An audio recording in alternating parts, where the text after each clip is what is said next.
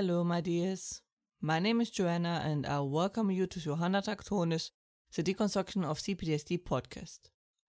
In this episode, we'll talk about therapeutic abuse again. This time about the why it is such a problem. Besides the obvious, of course, that abuse in general is a problem. But the abuse is taboo.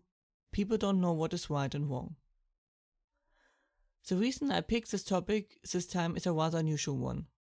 I'm going to be on the Live from America podcast, where we are going to talk about therapeutic abuse in the episode released next Tuesday on the 5th of October. You can listen to the podcast or watch the conversation on YouTube. I do not know what we will talk about exactly, but this topic in particular is very important and close to my heart. So let us talk about it. I stopped counting how many people approached me and shared very worrisome stories about their last therapist, if they even seek out a new one. I read of lots of others who lost all hope and trust, and I really can't blame them. It is so hard to finally open up and make yourself vulnerable, and if you are then met with destructive behavior, it can destroy the bridge that was just built. I can't really blame anyone for not seeking out help after such an experience.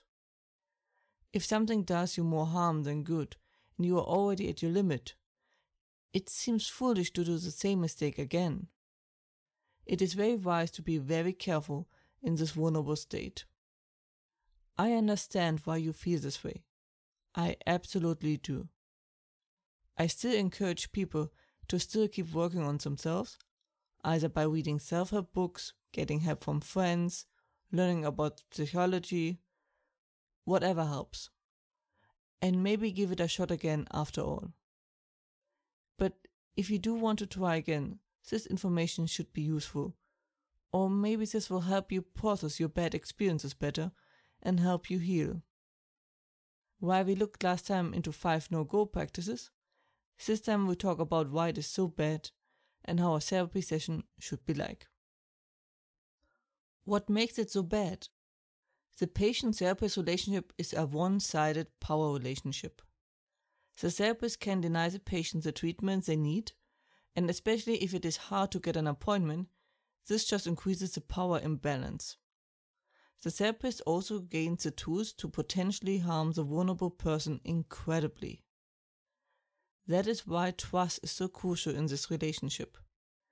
And the therapist should try to give the patient as much empowerment and time as he needs. Sadly, this power position also attracts people who want power over other people. Those people also become counselors, priests, coaches, teachers, etc. Whatever they can use to mess with people and get away with it. And the more intimate and emotional and embarrassing the situation, the more likely that the victim won't speak out and they will get away with whatever they want to do. The more informed and self-confident a patient is, the less that is possible. That is why I think it is so crucial to know the basics, so you are better protected. Before we go into how the therapy should be, it should go without saying that any form of harm towards you is unacceptable. Be it abuse, blackmail, financial abuse, break of the confidentiality, or anything that harms you. That doesn't just apply to therapists, but to everyone in your life. So what should therapy be like then? What are signs that my therapist has not my best interest at heart? First, a therapist shouldn't make you feel bad about yourself. He should encourage improvement and change. But shaming and talking down shouldn't be used. Constructive criticism is okay. Destroying or harming the other person's self-worth is not. Second, a therapist shouldn't take a position. He is there to counsel and advise you. He should not pick a side or tell you how to behave. But he might try to give you perspective of the other side's thoughts and processes. Third, A therapist should be a safe space, where you can talk about everything freely, as long as it doesn't lead to harm of others. You should not have a reason to be afraid to bring up topics to your therapist. Fourth, a therapist must respect your boundaries.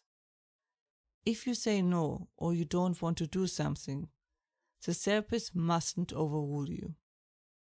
It is okay to ask again and see if the boundary is still in place, as a lot changes in therapy, but a no is a no. Fifth, a therapist should be empathic. While it is important to keep a distance for our own protection as therapists, the emotions and emotional needs of our patients are relevant. They shouldn't be dismissed or the like. Sixth, a therapist should foster independence. That means a better social circle, the patients getting the tools to deal with as much as possible on their own, and encourage healthy habits. As a general closing statement, a therapy should make you feel better over time, and you should have the feeling you progressed, even if it's just by a little.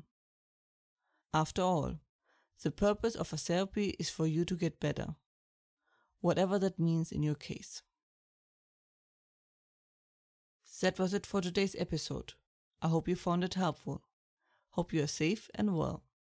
And as always, if you have any questions or feedback and the like, please let me know at contactme@johannatakunz.com. More information and transcript you can find as usually under johannatakunz.com/podcast/. Information regarding therapy you can find under johannatakunz.com/therapy/, and links are in the description. I hope to see you next time. Watch yourself and have a wonderful time.